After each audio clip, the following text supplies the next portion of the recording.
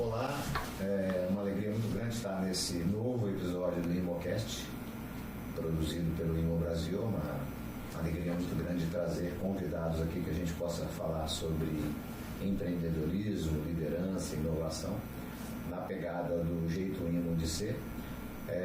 Hoje é uma profunda alegria, né, estar aqui com o Beto da Alta, que vai se apresentar. Estou aqui com a Josefina, colega do IMO Brasil, parceira aí de vários anos nessa jornada de trazer a metodologia do IMO, a liderança horizontal, para o público.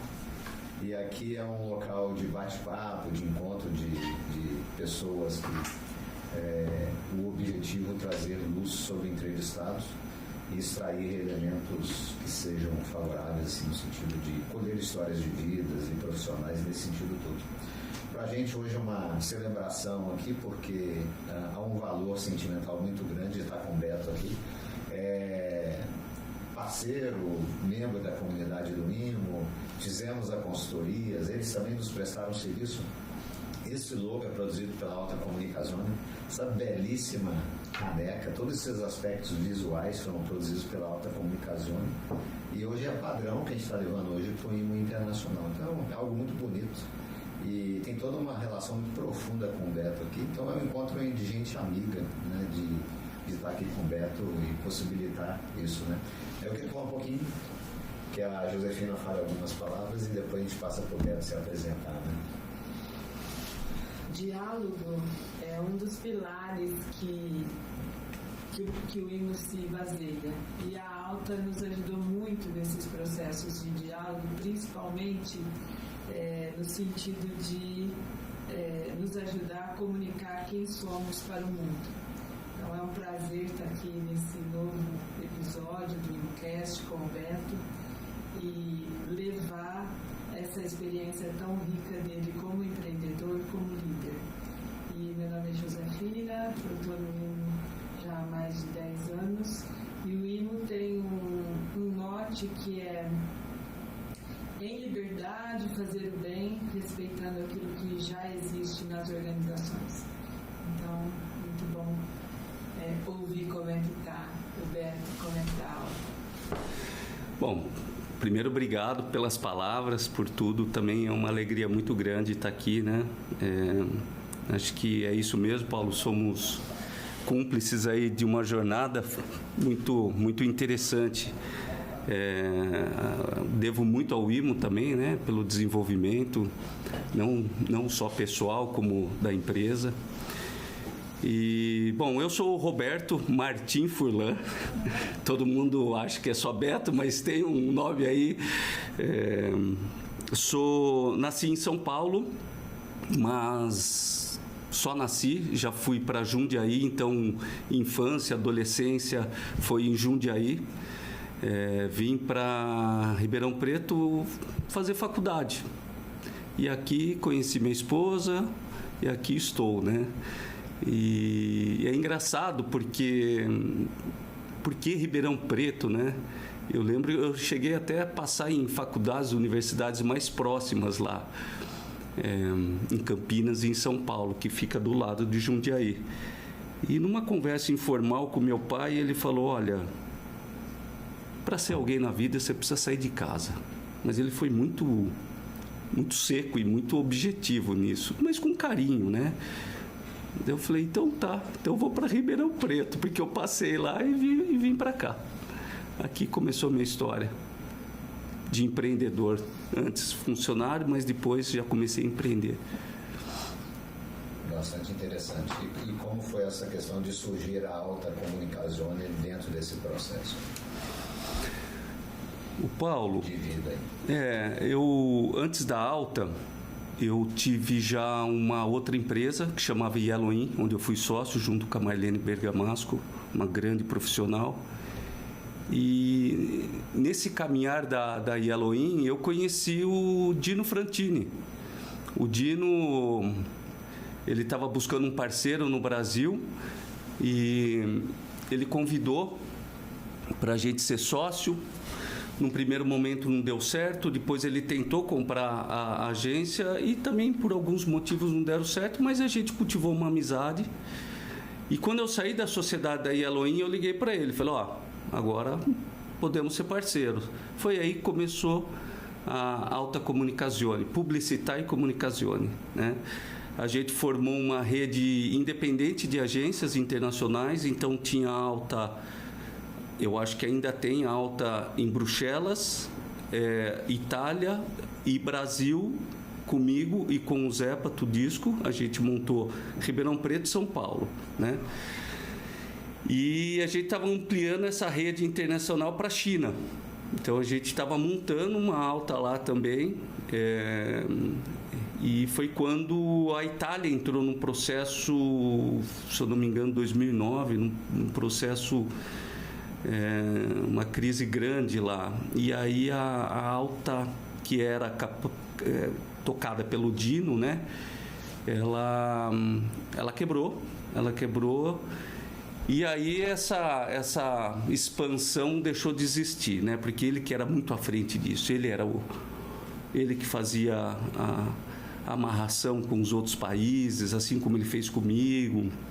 E por que agências independentes? Cada um tinha sua vida, seu portfólio, mas a gente tinha um trabalho de, em conjunto, fazer alinhamento de algumas contas internacionais. Então, na Itália, ele tinha a conta da Pirelli, por que não a Alta aqui do Brasil atender Pirelli de alguma forma, né? E assim foi.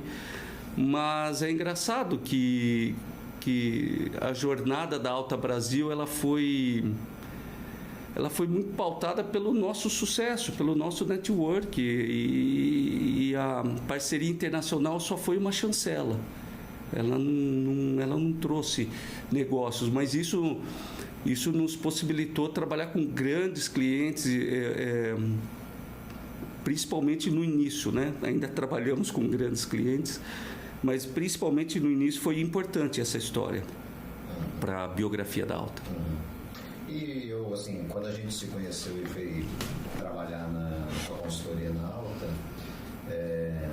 você citou a esposa Heloísa, né? Então tem que considerar que atrás do grande homem tem uma grande mulher. Tem mesmo. E aí toda essa correlação, que eu vi vocês enquanto casal relacionado à pedagogia oval, e uma coisa que me tocou, isso eu até tinha falado com a Josefina na época, assim, o Beto me passa princípios sólidos, assim, no terreno da área de marketing, que aí vai num terreno, eu sempre numa leitura uma vez eu ouvi uma discussão sobre questões de ética e marketing no Brasil. Assim, por exemplo, alguns riscos, algumas escorregadas na casca de banana e como o mercado poderia se regular para evitar excessos. E ao conhecer você, eu falei, não, o Beto e a Heloísa também trabalham com vários princípios sólidos, assim, em termos éticos mesmo. Isso me chamou bastante a atenção. E aí eu penso, como isso está no DNA da Alta, tem a ver com você, né? Como isso é para você mesmo, uma coisa que alguém enxerga isso de fora. Né? Pois é, não é fácil, né? Porque é uma profissão muito dinâmica. A gente atende clientes de tudo quanto é tipo, porte, produto, serviço, e muitas vezes a gente se depara do outro lado com valores que não representam os nossos, né? E a tomada de decisão sempre é muito difícil, porque até onde o profissional consegue ir sem afetar o profissional Beto, os valores do Beto, né? Só que eu não respondo por todo um time, por toda a Alta.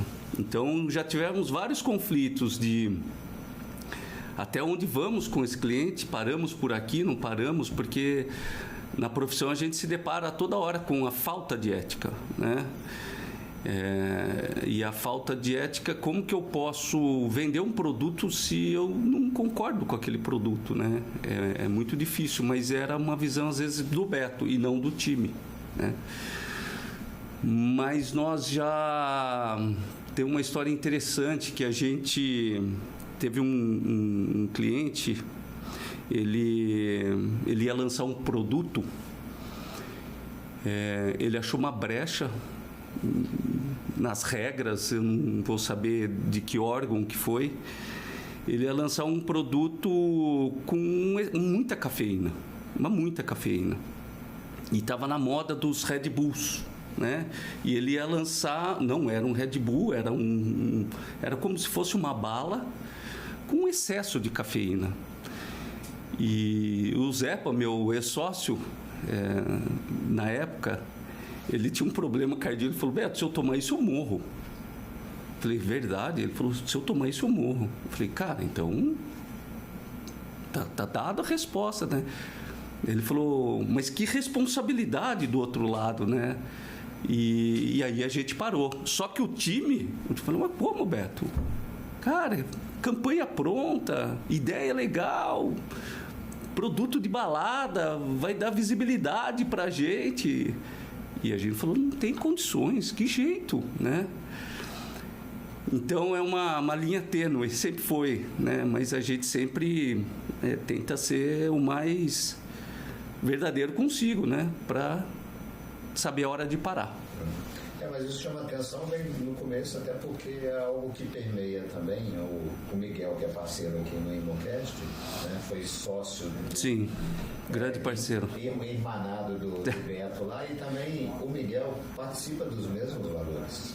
Né? Então, eu encontrei ali na alta, partindo da cabeça da organização, esses elementos. A gente estava conversando aqui informalmente e a gente estava tocando num assunto de valores. Né? Sem dúvida. Então, é interessante imaginar num terreno de empreendedorismo como você, um exemplo, quando você coloca esses valores como algo que está dentro de si. Né? O Paulo, esse é um grande diferencial da alta.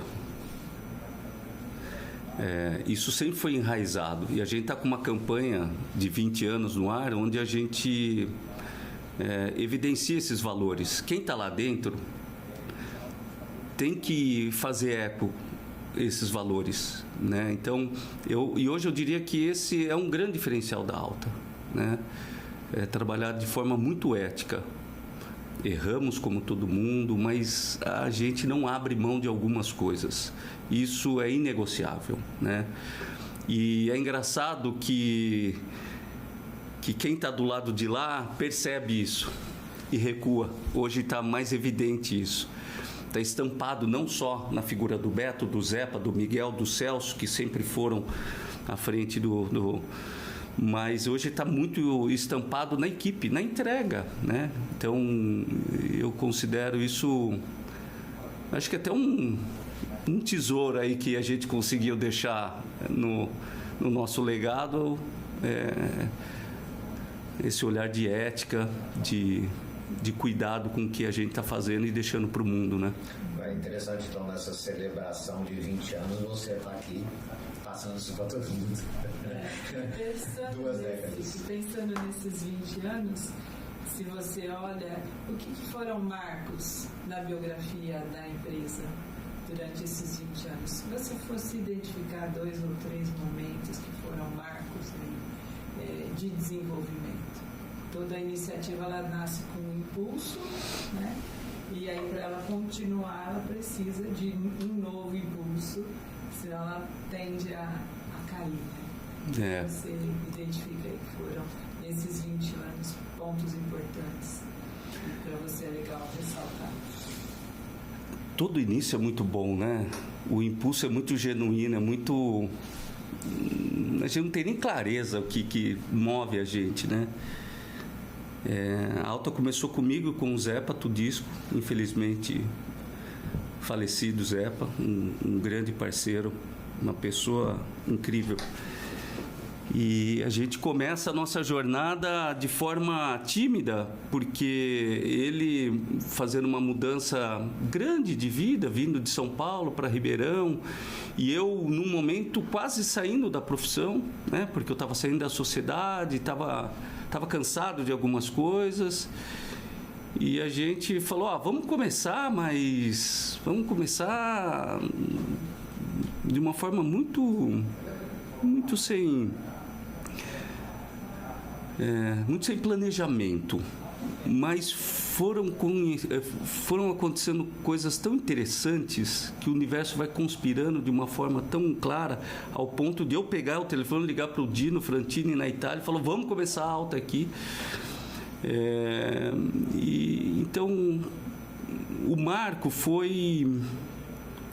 Nem sei te dizer assim o que aconteceu, mas foi uma energia tão grande de fazer acontecer algo diferente, com um propósito diferente do que o mercado trabalhava, Josefina, que a gente só começou, a gente só fez acontecer. Tinha uma visão, tinha algo que atraía. A gente tinha vontade de criar um time para trabalhar com a gente com aquela energia, com aquela leveza, com aquela brincadeira. Eu lembro certinho que a gente trabalhava sem brincadeira, sábado, domingo, de manhã, tarde, noite. E aí um dia eu falei, cara, a gente não fica cansado. Feliz. A gente não fica cansado, eu e ele. E a gente buscava pessoas nisso. A gente queria montar uma agência diferente, com um pensamento diferente e com entregas diferentes, né? Tanto é que a Alta, ela sempre, a grande maioria dos clientes estão fora de Ribeirão Preto, né? E... Na época ela já veio com essa pegada inovadora, então. Já. A Heloísa trabalhava na Cargill, ela saiu da Cargill e veio trabalhar conosco. Então a Cargill foi um primeiro grande cliente, porque ela tinha o contato. Depois veio a Mondial, hoje uma das maiores empresas do país, Mondial Eletroportáteis, ficou com a gente há 18 anos, né? Aliás, a história da Alta sempre foram parcerias muito longas, tem a ver um pouco com ética. Né? Tá bom, aí também entra no terreno da competência também, né? Sem dúvida, sem dúvida. Tá interessante, você tem uma competência então tem conexões muito fortes aí, né? Com certeza. Mas aí, Josefina, acho que um segundo momento foi quando a gente vai para São Paulo. E aí a brincadeira começa a ficar séria, né?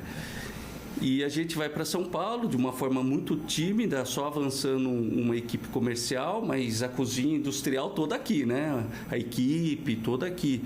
Porque estrategicamente era interessante você ter uma equipe no interior, mas prestando serviço para a capital com uma excelência muito boa.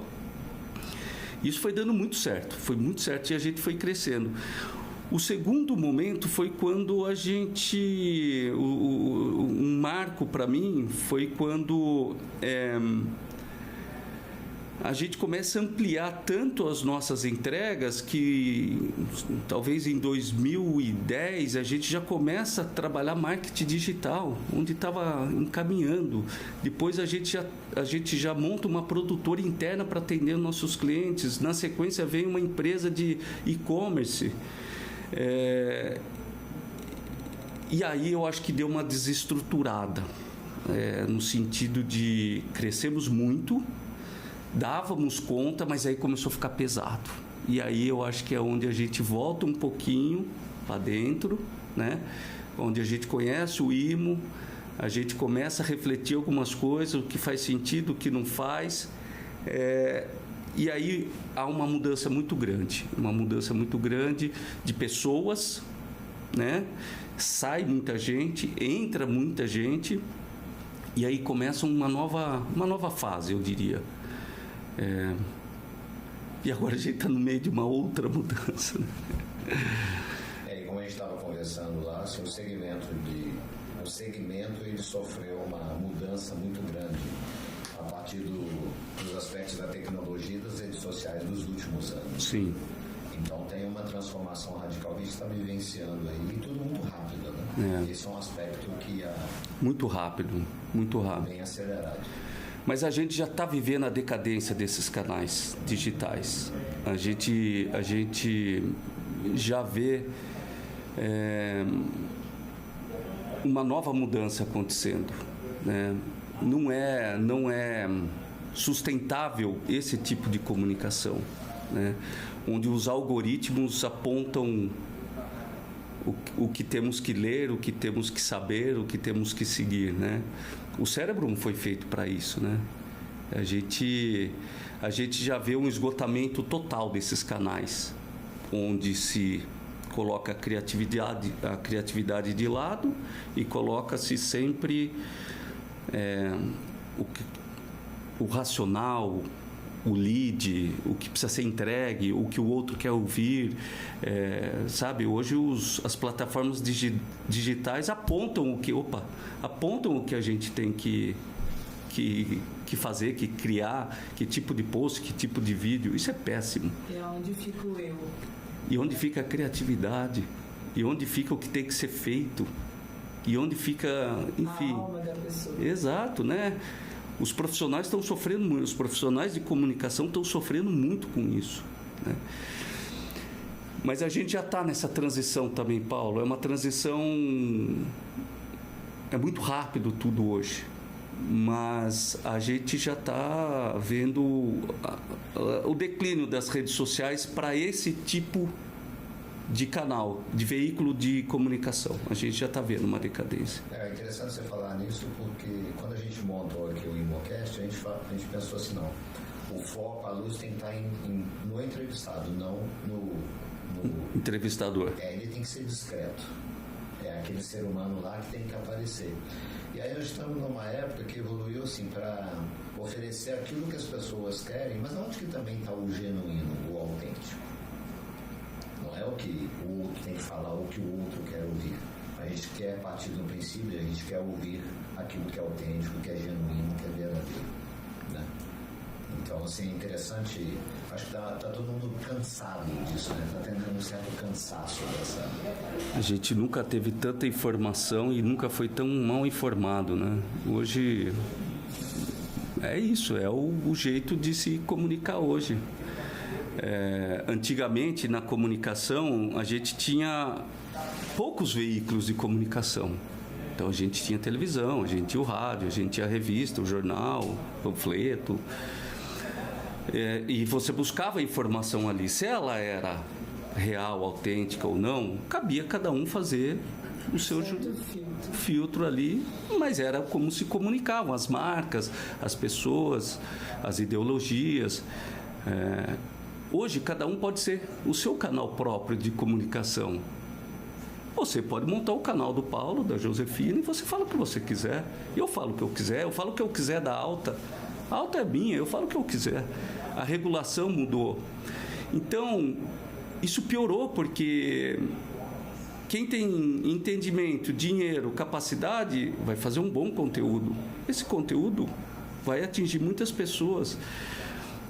E não existe uma regulação disso.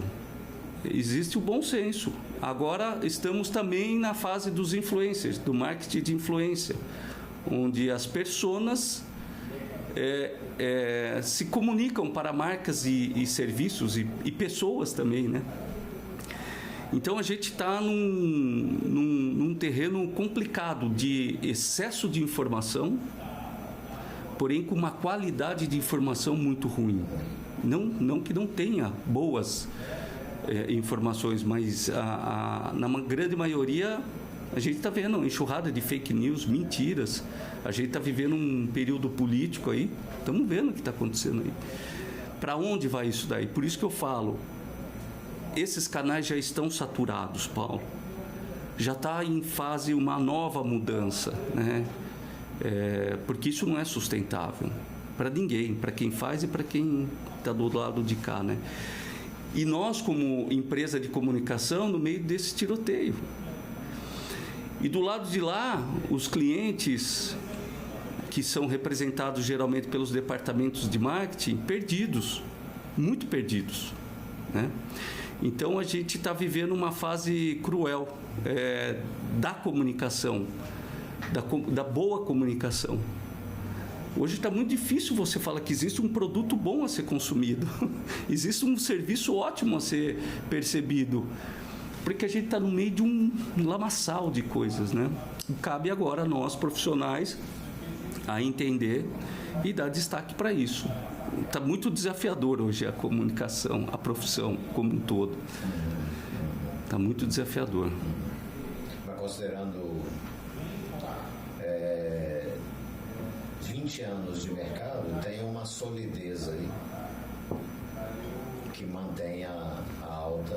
Sim, Paulo. Esses princípios, e aí acho que para o público que está ouvindo aqui, isso é extremamente importante, até porque quando a gente trabalha no sentido de que empresas sobrevivem no mercado depois de longa data, né?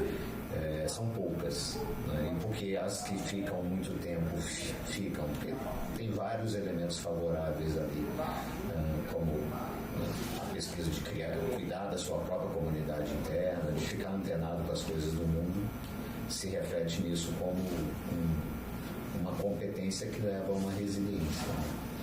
E que permite uma longevidade. Né? É muito difícil, sem dúvida. Não sei, hoje é alta. Não, acho que ainda nós temos, talvez cabe numa mão as agências que têm 20 anos ainda hoje aqui na região, né? Mas eu acho que o alicerce é o que a gente falou, está muito embasado nos nossos valores, no que a gente busca entregar e deixar aí para o nosso legado. E o segundo ponto é o time. Nós temos um time muito competente, de pessoas competentes que sonham o nosso sonho, que enxergam que esse é o futuro, né? Então a Alta ela nunca foi badalada, ela também nunca foi escrachada, ela sempre teve no lugar que ela deve estar, né? Eu acho que isso que faz com que a gente seja perene, que a gente seja sempre lembrado por grandes marcas, grandes clientes. E sem dúvida, né, Paulo, a nossa entrega, o resultado, se a gente não tiver competência de entregar o que os clientes buscam e um olhar 100% para o cliente, né? Nós somos processos pautados, tudo em cima ao cliente, né? Porque somos um prestador de serviço. Então a gente tem o cliente de fato como centro, como objetivo sempre, a nossa entrega é para o cliente. E quando nós temos um time que entende isso, uma equipe que percebe que é isso que nos move, isso facilita. E aí entra muito o IMO, com o trabalho que fizemos lá atrás, dando muitos resultados depois de quantos anos. Eu tenho mais às vezes eu converso com o Paulo, né, Paulo, fora daqui. Paulo, coisa que a gente viu há 10 anos atrás, pipocou agora, Paulo. É incrível o trabalho do IMO, como ele... Isso me remete, quando você fala que você tem um time, aí entra no terreno da sua liderança, né? Com essas pessoas. Então você fala, se a gente está voltado para o cliente, isso parte de você. Se você tem gente com você de longa data, parte da sua liderança também, né? Então, assim, é interessante, entrando no terreno da consultoria, o quanto você está com esse grupo lá, que está junto com você, e passando por todas essas turbulências que provém das grandes transformações que o mundo está passando, né? E do qual até você traz um elemento interessante, que é que você falou, os departamentos de marketing das empresas estão em sofrimento. Estão. Está todo mundo, o que fazemos, né? Assim, como lidar com isso. Mas é interessante, voltando para dentro da Alta, você tem um grupo de pessoas que está com você ao longo do tempo, voltado para o cliente. Né? Sim, somos um time bem sênior. E também os clientes, é engraçado, os clientes da Alta 8 anos junto, 12 anos, 18, isso é difícil de ver no mercado. E uma relação, ela vai ficar duradoura quando esses acordos são bem feitos, mas também são revisitados o tempo todo para ver o que precisa mudar, como que a gente continua, e aí o diálogo e esse olhar para o cliente externo, que é o cliente final, mas também para o cliente interno, que é o seu time, né? Como é que a gente está conversando entre nós e como é que a gente conversa com o cliente. Então, acho que isso também é fruto desse diálogo que gera esse tempo de duração do cliente com você. E eu tenho uma pergunta, porque a gente, enquanto consultor, temos nos deparado com um grande desafio que as empresas têm passado hoje em relação a formar um time, né? O que a gente mais ouve não se acha pessoas para trabalhar, se a gente acha, elas não ficam, se elas ficam, elas faltam. faltam, se elas faltam, elas vão embora. E aí, o que você ouve do ponto de vista do cliente final e o que você traz aí como uma pergunta de reflexão ou como uma alternativa de reflexão para esse momento, que é o momento que o mundo do trabalho está também nesse desafio, nesse sofrimento. Autonomia e responsabilidade. Isso nós aprendemos com vocês, né? E foi falado em outros podcasts aqui, né? Hermanos falou muito, o próprio Adrian. Primeiro a gente tem que identificar quem está afim. Quem quer. Quem quer. Quem quer, e aí não tem a ver com a parte técnica. A gente está falando como pessoa, como profissional. A parte técnica, Josefina, hoje é o menor dos problemas, né? Você treina, a gente ajuda a buscar, mas quando a pessoa quer, aí é da autonomia e responsabilidade. Feedback constante, não tem como dar errado, né? A Alta, ela tem um time resiliente em cima disso, né? E é incrível que eu como gestor também erro bastante, né? Então eu aposto na Josefina, mas de repente a Josefina vai e tal, de repente a Josefina falou: Beto, vou embora. Puxa vida, apareceu um negócio aqui. Mas como, Josefina? A gente estava construindo algo, e eu me frustrava. Hoje eu entendo, assim, não era o seu sonho, não era aquilo lá que você queria.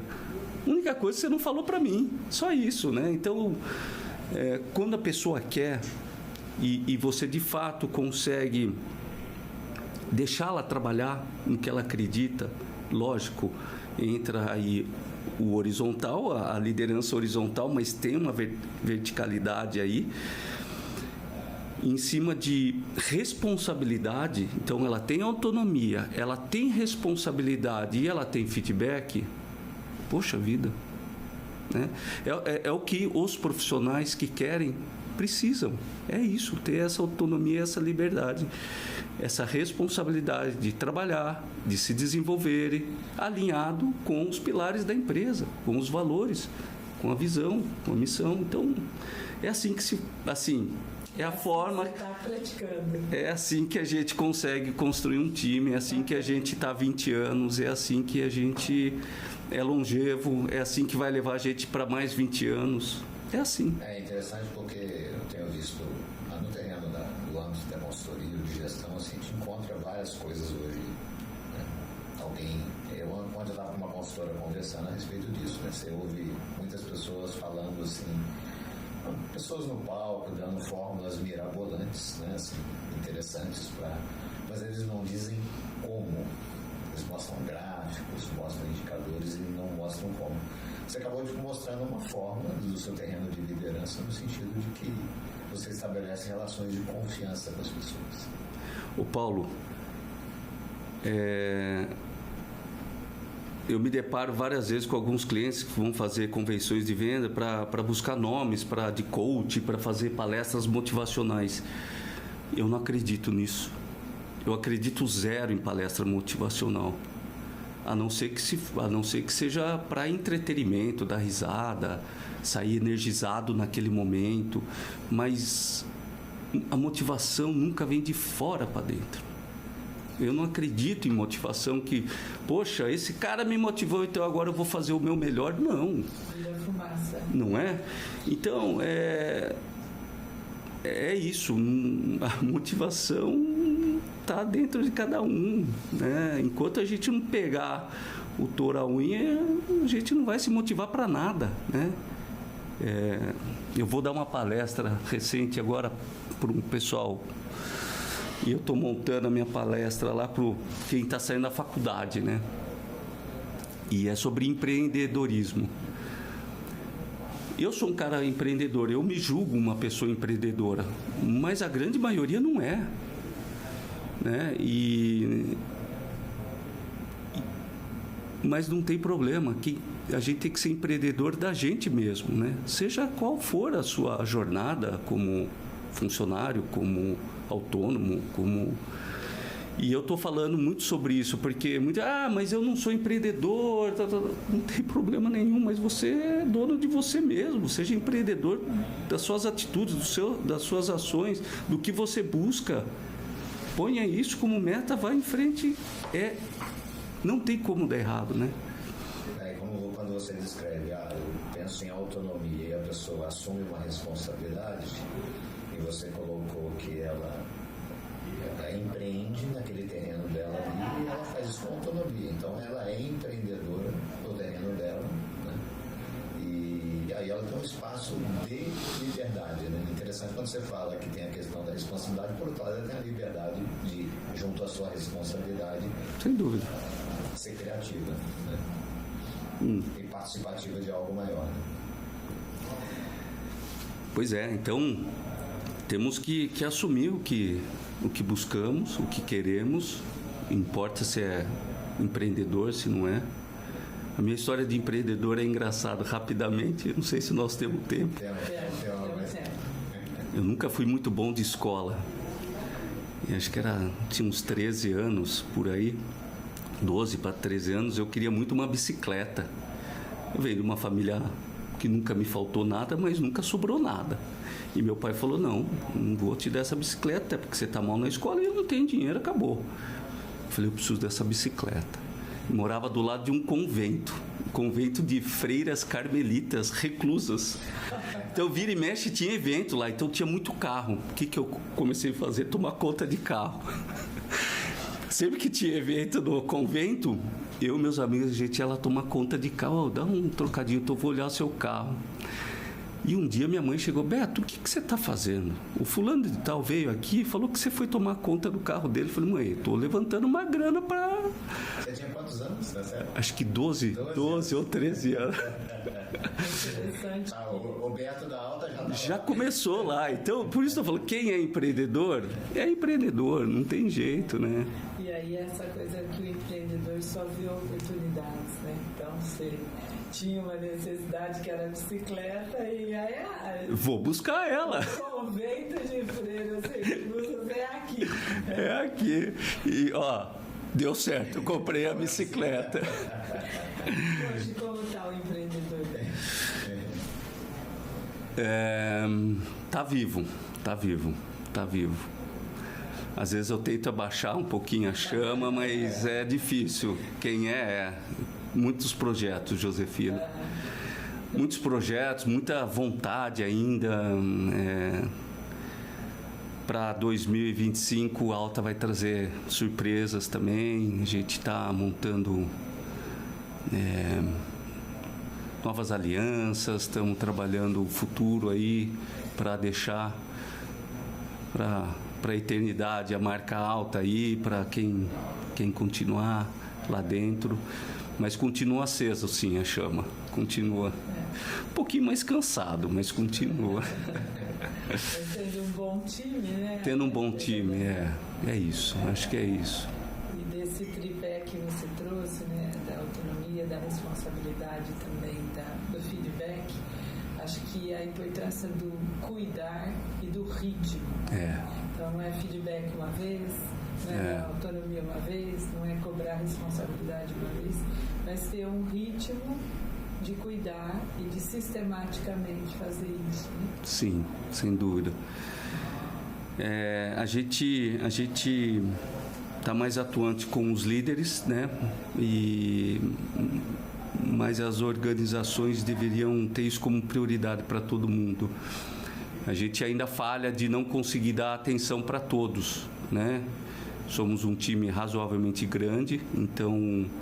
Mas é um trabalho constante, até porque a equipe muda muito. E você revê bastante... Você vê um progresso, às vezes você dá alguns passos para trás, porque muda-se time, muda-se pessoas que não se encaixam com a filosofia da empresa, é natural. Mas o sucesso hoje da Alta é ter um time muito alinhado, os líderes muito alinhados com esse propósito. Tenho muito orgulho desse time aí, porque eles estão realmente muito alinhados com o que a gente busca para o futuro da empresa, né? Mas é lógico que o time intermediário, e aí eu estou falando, não quero que um é mais ou menos, mas nós temos sempre os líderes, né, que tocam. Esse está muito alinhado, e a gente tenta ter um cuidado muito grande com pessoas. Porque o que a gente faz é extrair o que a pessoa tem de melhor para entregar para aquela prestação de serviço, né? Nós somos a máquina. Numa agência de comunicação, nós somos a máquina. Está tudo aqui. E é uma profissão incrível, Josefina. Você traduzir uma ideia e ajudar negócios a prosperarem com essa ideia. É mágico, a jornada é mágica. Tem muita dor, tem muito desafio, porque tem cliente, mercado, muita coisa envolvida aí, tem obrigatoriedades que tem que seguir, mas é uma profissão mágica, é uma profissão que... E quando a gente tem esse time muito alinhado com os propósitos, a coisa acontece, mas a nossa preocupação é grande com pessoas, sempre foi, muito grande. E é onde a gente precisa cada vez mais ter esse olhar para as pessoas, desenvolver pessoas. Esse é o nosso grande objetivo. Muito bom. Eu acho que a gente está precisando encerrar, infelizmente, mas essa aqui é uma celebração, está com o Beto aqui. Sim. Acho que tem uma gratidão profunda. Imensa. Por esses aspectos visuais, é um trabalho do Beto aí da Alta, e isso está espalhando hoje para 11 países, né? Então é muito bonito esse trabalho, é sempre muito bonito. Tem uma gratidão muito grande e é uma alegria estar com o Beto aqui, então a gente precisa encerrar. Eu queria que o Beto trouxesse as suas últimas palavras. Beto, a gente vai passar, né? Todos passaremos, a gente uma hora a gente desaparece, mas conheça a tua esposa, Heloísa, pessoa imensa, os filhotes também. E quem lida com você, as suas últimas palavras, Senhor, o que você passa para todo mundo, o que fica como um legado, o que está dentro do seu coração, assim, que você sabe que é atemporal e que você quer deixar para o mundo aí, para falar para as pessoas. Então, por favor. Bom, obrigado, foi muito bom esse bate-papo, de verdade, é incrível como passa rápido, né? Paulo, assim, eu vou falar o que eu falo para minha equipe, né? Esse legado de valores, de ter um olhar humano, né? Eu tenho uma pergunta, uma questão comigo que como que a gente desenvolve pessoas dentro das organizações e a gente tem resultado financeiro, porque é uma coisa conflitante em alguns momentos, mas uma coisa você não consegue um sem o outro, né? Mas qual que é o em cima do muro aí, o que é o meio termo, o que funciona, né? Então, o legado, Paulo, é isso, como desenvolver pessoas, desenvolver profissionais, como desenvolver almas, né, para deixar esse legado de empresa e ter lucro com isso, e ganhar dinheiro. E o ganhar dinheiro não é de uma forma, é ganhar dinheiro para eles, né? Distribuir esse lucro. Para sustentabilidade. Para sustentabilidade do negócio e deles. E das pessoas. Das pessoas, da realização profissional que vem muito em cima do que eles recebem por isso, né? Então, essa é a minha maior busca. As minhas palavras finais, e eu continuo com essa busca. Acho que esse é o maior desafio, por isso que eu falo a parte técnica. As pessoas aprendem rapidinho. Nós temos estagiário, trainee, pessoas fantásticas. Rapidinho, eles aprendem. Agora, esse legado humano de responsabilidade e transformar aquilo lá em lucro, né, de forma justa, ética, honesta, esse acho que é a chave da minha busca ainda como empresário. Tá bom. Muito obrigado. Obrigado pelo convite. Muito bom. Valeu, pessoal.